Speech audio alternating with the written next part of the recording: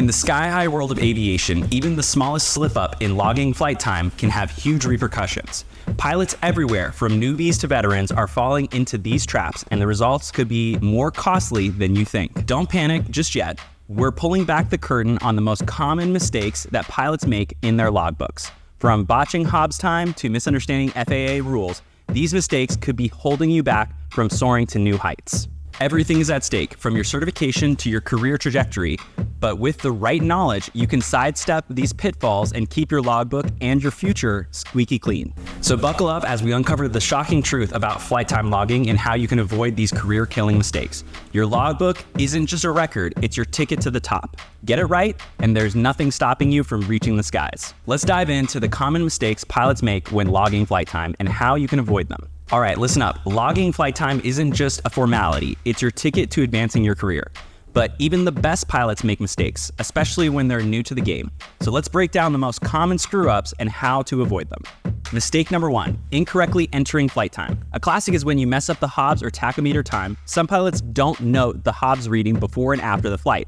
Or worse, they log the tach time instead of the Hobbs time, which is a huge mistake. How to avoid it? Double check the Hobbs meter before and after every single flight, and know the difference between Hobbs time, which is what you use for logging, and tach time, which is more for maintenance. Mistake number 2, not logging time immediately after the flight. Delay logging your flight hours and you're asking for trouble. Your memory fades, and next thing you know, you've got incorrect or incomplete entries. So what's the fix? Log those hours as soon as you land and shut down the aircraft. Keep your logbook or your digital device within reach, no excuses. Mistake number 3, inconsistent use of digital and paper logbooks. Some pilots use both, but they forget to update one of them. Now, you've got discrepancies, and that's a recipe for confusion. How do you avoid this? Synchronize your logbooks regularly. If you're using a digital logbook, back it up and check it against your paper logbook periodically. Mistake number 4, failing to record all required details. Omitting the flight type, the role you performed, and even aircraft registration numbers can lead to incomplete records that can bite you later on when you're up for certifications. How to fix this? Use a checklist after every flight. Make sure your logbook entries are thorough. Capture all necessary details, no shortcuts. Mistake number 5, logging time for unqualified flights. Some pilots log PIC time when they weren't actually the pilot in command. That's a big no-no. Avoid this by understanding FAA regulations, know exactly what qualifies as PIC time or SIC time, and other flight categories. Only log the time you're legally responsible for. Mistake number 6, overestimating flight time.